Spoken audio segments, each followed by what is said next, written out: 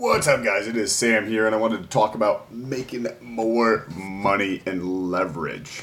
If this is your first time here, welcome. My name's Sam. What's up? Now, I want to talk about leverage and how that ties into making more money. Not in the traditional sense, which you see, say, relating to leverage in the financial markets or leverage in the housing market. But leverage from the layman's terms would just be, right, if you need to move a boulder right here and you have something like this, you can shove it underneath and you've got all this lever arm right here, which gives you the leverage. And there's a way to calculate the amount of extra power you have from that. Now, what ends up happening in people's lives, right? If you think about, well, first of all, my philosophy is I always want to have the leverage, not from the standpoint that I want to be manipulative or that I want to take advantage of anybody or anything, is that I don't ever plan on compromising on something that I want to do. So if I put myself at a very disadvantaged place from a leverage standpoint, then that means I have to compromise on things that I don't want to compromise on. And I'm not willing to do that. So how can somebody go about doing that? And this literally is what I do in my life all the time. Is think about if you're trying to say move this rock right here, right? So we've got this little triangle, and you've got, let's make this a little bit bigger of a triangle here, and you've got this lever here that comes out, and you're going to use that to be able to push your rock, right? Or lift your rock up or whatever it is. And that could be a metaphor for anything in your life, whether that's moving or making more money at your job and that kind of thing. Now, what ends up happening is that, and I see this all the time, people will say we'll go buy or lease a car, right? And because now they have a $400, $300, $500 payment every month for this new car, if a opportunity comes up that they really want to do, but maybe say it's 20 grand less because it's whatever the circumstances, but it's something they really want to do, or the dream job comes up on the other side of the country. Because they have this extra car payment, what happens is this moves out here, right? So now you still have leverage, right? Like you could still do it. You could still move this rock by pushing down in there. You just have to put more pressure on this side in order to be able to move it now, because this point right here moved over. But then there's buying all the extra shit you don't need, or that doesn't bring happiness, sustained or fulfillment in your life, or the apartment or house that's 2 times too big and you have 1,000 square feet that just literally never gets used. So then this comes out right here even further, right?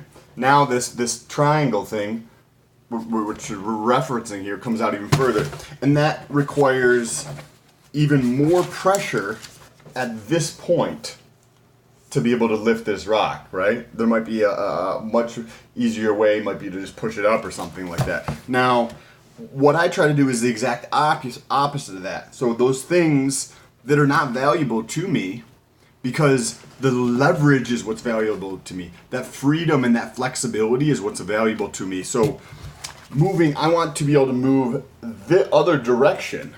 I want to be able to move this way to keep moving these down so that I have more leverage and I have less of time, or there's less to think about in terms of, like, if the opportunity came up right now to move across the country or whatever for the dream job, whatever you want to call that, if it's doubling your salary or tripling your salary or doing something you truly love and doubling your salary, whatever it was. But you there's still like, oh, I've got to figure out the house situation. I've got to figure out the car situation.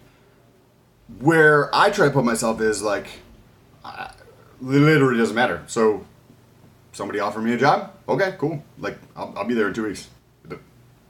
Just give my landlord an extra month of rent, and I'm out. Like, sell my car. I don't care. It's a $2,000 car. And that's where I'm always putting myself in that. They're like, how does this lead to making more money? I'm just about to get there. So the same thing happens with making more money.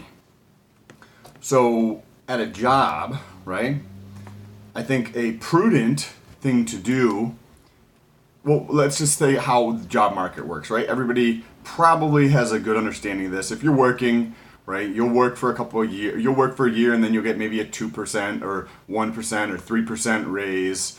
Maybe if you're lucky, you'll get a 4% raise. Ooh, yeah, you get, oh man, that's so nice, right? But a new person comes in and they're gonna come in at a 20% premium to what you are at, right? So that's the job, the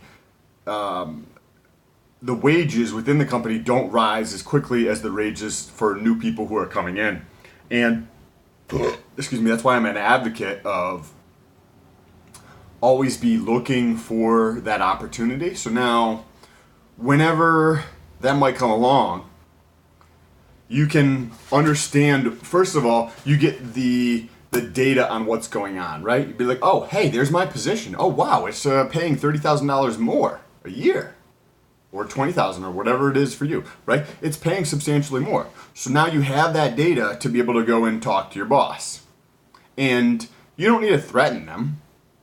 Like, hey, what can I do to have this conversation around bringing my salary to market rate, right? Based on my research, my similar role is at this. I like the company. I like working here. What things do you want me to accomplish in the next 6 months so we can have this conversation?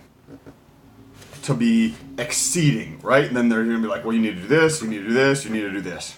Right, okay, so what you want me to do is do X, Y, and Z. And what specifically? Make it be very, very, very specific, right? Like, okay, so in this, right? Oh, so having like a 20% increase in sales, that would be substantial. Okay, cool.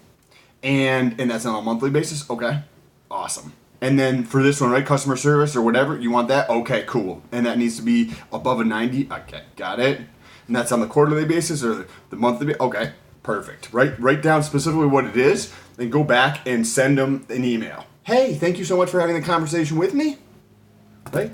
These are the 3 things that we talked about that I'm going to be working on, and if I'm able to go in that direction, then we can have a conversation around compensation.